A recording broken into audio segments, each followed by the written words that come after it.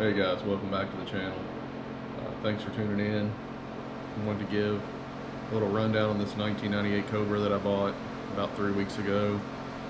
Got it out of Plainfield, Indiana. That's the name of it. About 2.5 hour drive from me. A buddy of mine, Danny, and me went and picked it up. He's real familiar with these dual overhead cam Cobra engines. He's building a pretty sick little 98 right now himself with a built bottom end and twin turbos. So he's got some knowledge. I always take him with me, anything modular wise. Appreciate him. We came back and I knew going in that it had some issues. I got it for fairly cheap. It's a white, it's bone stock. It has nothing done to it whatsoever. Stock wheels, tires, exhaust, shifter, everything. Air filter, it's all stock. So knew going into it that the boy was having some issues with the, he said you could start it up and drive it, but it wouldn't take full throttle. Said that at first, once in a while you could take it out and nail it and it would kind of pick up RPMs, other times it wouldn't. So he kind of just gave up on it, said he tried a few things, nothing worked. We got it home. One of the first things we did was try some cool packs. Of course that didn't work. So after some diagnosing, we decided to run a fuel pressure test. It seemed fuel related. It would only rev to about 2,000 RPMs and progressively got worse. The further you drove it, the worse it got. I'll put some pictures in the videos of what the fuel tank looked like, but the car must have set for quite some time. I'm assuming that maybe it had a fuel pump issue before, maybe not. But for some reason or another, the car set. When I pulled the receipts out, the car had last been cleaned out really good was in 2013, I believe. I found receipts from 2013, so you're talking 10 years the car hadn't been really cleaned out, and I'm assuming probably the last time it was really driven. Had a lot of debris inside the fender wells, and the car was just black from setting in the door jams and such. So like I said, I knew there were some issues, but just didn't know exactly what. We got the fuel tank out of it, and I've never seen one that looks like this. It had so much rust in it. How the car even started and ran at all is beyond me. We pulled the fuel pump, and it looked like somebody had tried to put a fuel pump in it at some point in the last little bit, but they didn't. I don't know if they didn't look at the tank or they didn't worry about it, but fuel filters were nasty. Fuel pump was already starting to rust from all the rust in the tank. So I ended up just ordering a brand new tank from Rock Auto and a new fuel pump, used the same assembly, put it all back together with the help of my buddy Danny and put it back in there. Still, the car did not seem to run like it should. We couldn't really figure out what was going on. Motor sounded quiet as a church mouse, but it just did not seem right when you drove it. It would pull up to 5,000 or 6,000 RPM. It just had no power. We ended up running a firing order test on it to see what the firing order should be, and somehow or another, like 4 plug wires were swapped. So how it even started and ran and drove down the road is beyond us. But once we swapped the plug wires back around and drove it, of course it ran like a new car. So I've got some videos I'm going to upload here to kind of show the progress. But like I said, originally it wouldn't do anything. It wouldn't take throttle. Car was disgusting inside. The interior's near perfect, but it was just so dirty. It hadn't been cleaned in multiple years. Just the door panels were dirty, the carpet was dirty, the windows were, everything was dirty. I ended up pulling the tin off of it. That's the only modification the car had, and I took the tin off so that it would pass the state inspection here in Kentucky. I've got to take it down there and do that the next day or two. But otherwise, I think it's going to be a good running car for somebody. I've drove it the last 3 or 4 days.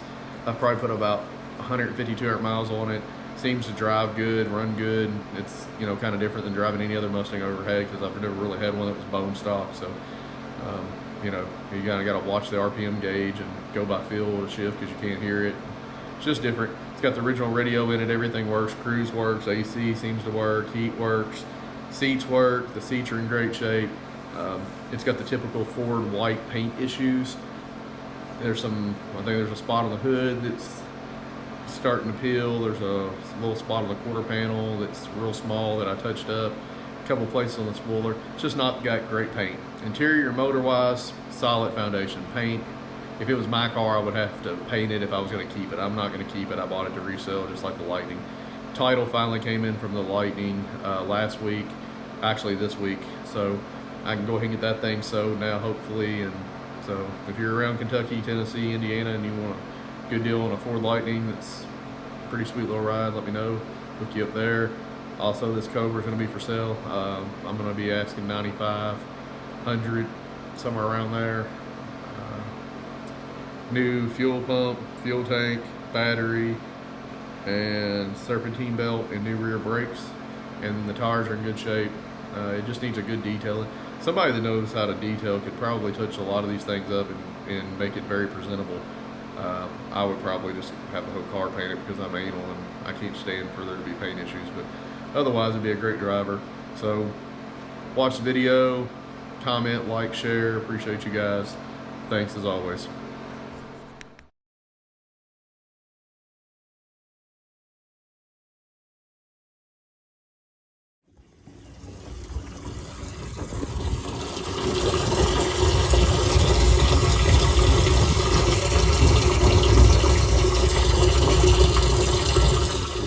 Before and after video of this interior. Of course, you can't tell, but that tint's terrible. Gotta get rid of it. But this interior's clean. Or I'd say in good shape. It's not clean. Carpet's nasty.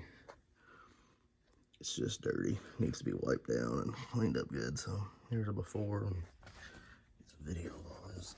I don't know what in the world. Found a receipt from 2010, so probably 13 years since they. Here's the after interior. Cleaned up super, super nice. If you can.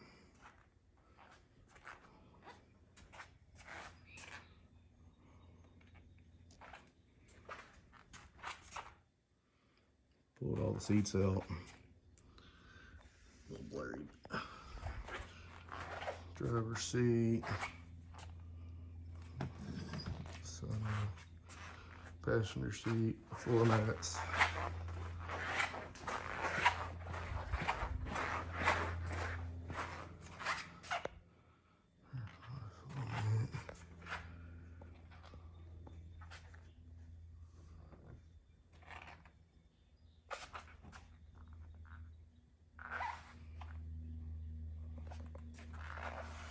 Pretty clean. Welcome back, guys. We're doing a little in-car video. So I got this 98 Cobra up and running. Ended up having to put a new fuel tank and a new fuel pump, which solved a lot of my problems.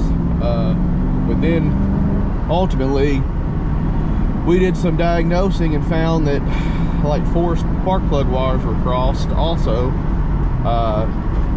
the fuel pump was definitely a major issue. I mean, it was clogged and the fuel tank was bad, but on top of that, we're really just not sure how somebody crossed all the wires like they did, and it still ran. So what was happening is we would start it and it would idle for 15-20 seconds and then it would randomly die. We did some more diagnostic, but we had a lot of codes coming up, so we couldn't really diagnose it. We had about 9 codes coming up at one time, so we got to looking and all of them come back to like firing order and richness and leanness. So we checked the firing order and sure enough that was out. We replaced, we went ahead and swapped the plug wires around, and ultimately that seems to have fixed our problem. So this is the first actual test drive of it, other than just driving it through our neighborhood and around the back streets. Getting ready to hit the interstate here, give it a full pull and see how it does. Again, this is a 98 Cobra that's literally bone stock. It has nothing at all done to it. It don't have gears or exhaust or anything, so not exactly the fastest thing in the world, but we'll see. So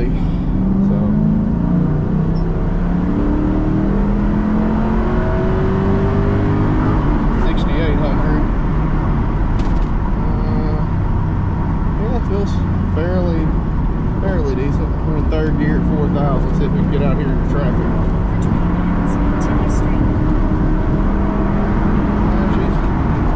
She's alright.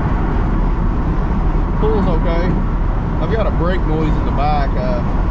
I know what that is. We've already figured that out. Fixed the problem as far as the issue itself, but the boy that had it before me had left the brake bracket bolt out, and so the bracket had got into the caliper a little bit and kind of ate into the brand new pads that he put on. So that's another issue. I'll probably end up throwing some new pads so I can get rid of that squeak. But you know, I'm doing 72, 3 mile an hour right now. Car's smooth, everything seems to be running fine. Temperatures are good. Alternator seems to be holding pretty good. Oil pressure's good. Car's smooth. It's driving good and straight, tracking straight, stopping okay. So you know, I'll keep y'all updated. It has 111,193 miles. I'm making about a 40-mile trip each way today to look at a roof for a buddy. Sorry about the noise. We're on the interstate here. But hopefully everything is okay and I can get some miles on this thing and then get it listed and sold. I think it'll make somebody a really good daily or a really good project car. I don't see any major mechanical issues wrong with this thing. So stay tuned. Appreciate you guys. Keep in touch. Comment, like, subscribe. Thanks, guys.